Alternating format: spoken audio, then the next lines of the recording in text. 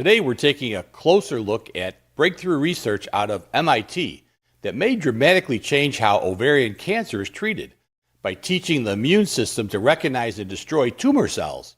This approach combines nanotechnology with immunotherapy, and the early results are turning heads. Ovarian cancer has long been one of the most challenging cancers to treat. While cancer immunotherapy has shown success in diseases like melanoma and lung cancer, it's not worked very well in ovarian cancer. Why? Because ovarian tumors are exceptionally good at shutting down the immune system. They create what researchers call a suppressive tumor microenvironment, preventing immune cells, especially those T cells, from doing their job. Checkpoint inhibitors are drugs designed to remove the brakes from the immune system. They block tumor proteins that suppress immune responses, allowing T cells to attack your cancer. But in ovarian cancer, removing the brakes just isn't enough. As one researcher put it, if you take your foot off the brake but never hit the gas, nothing happens. That's where IL-12 comes in. IL-12 is a powerful immune-stimulating molecule that can supercharge T cells and other immune defenses. But there's a catch. When IL-12 is given systemically in large doses, it can cause severe side effects that include flu-like symptoms, gastrointestinal distress, liver toxicity, and in extreme cases, cytokine release syndrome, sometimes severe enough to be life-threatening. Researchers at MIT, led by Professor Paula Hammond, designed a new nanoparticle system to solve this problem. Instead of flooding the body with IL-12, they deliver it directly to the ovarian tumor.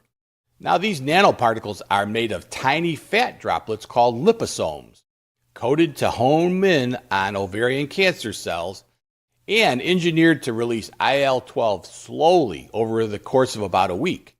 This slow, controlled release is critical. Earlier versions dumped the drug all at once, limiting immune activation. This new design keeps the immune cells engaged longer and more effectively. Wow. Once the nanoparticles reach the tumor, they bind to the cancer cell surface. IL-12 is then released gradually, activating nearby T cells where they're needed. In effect, the cancer cell becomes a beacon, calling in the immune forces against itself. Or as Professor Hammond describes it, they essentially trick the cancer into stimulating an immune attack against itself. The researchers tested this approach in aggressive mouse models of ovarian cancer. These cancers had spread throughout the abdomen and even into lung tissues, metastatic. Here's what they found. Nanoparticles alone eliminated tumors in about 30% of mice. But when combined with checkpoint inhibitors, yes, the two of them, more than 80% of the mice were cured, even in tumors that were resistant to chemo and resistant to immunotherapy alone. Perhaps the most exciting finding came later. 5 months after treatment, researchers reintroduced cancer cells into the cured mice. The immune system remembered the tumor and destroyed the cancer cells again. This means a durable immune memory was formed. This is critical in ovarian cancer where recurrence after surgery and chemo is common. If this approach translates successfully to humans, it could reduce recurrence, enhance existing immunotherapies, and offer a more targeted, less toxic treatment option. The research team is now working to scale up manufacturing and move this technology closer to clinical development. Hey, tomorrow on UroNurse News, what if something as simple as your sense of smell could reveal early warning signs of serious neurological condition? We're taking a closer look at the PPMI smell test, a quick, non-invasive screening tool that researchers are using to better understand early Parkinson's disease, often years before movement symptoms appear. Why does smell loss matter? Who should be paying attention? And what do nurses and clinicians need to know right now? Hey, tune in tomorrow if you want to find out. Hey, are you struggling to urinate? Waking up at night to use the bathroom? Feeling like your bladder never fully empties? Well, then this Saturday's for you, because I'm joined by Alex Hughes, who explains how aquablation therapy may help relieve prostate blockage caused by enlarged prostates without cutting or burning.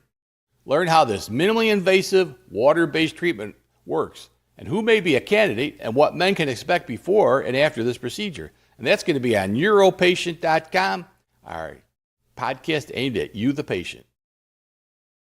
So while research is still preclinical, the results are extremely promising. Nanoparticle-based immunotherapy may represent a new frontier in ovarian cancer treatment, one that finally allows the immune system to do what it does best. Does best. Recognize the threat and eliminate it. I'm Vic Senese, and this is UroNurse. You know the drill. UroNurse News, we've got the scoop, helping you stay in the healthcare loop. From Monday to Friday, we bring the view. UroNurse News.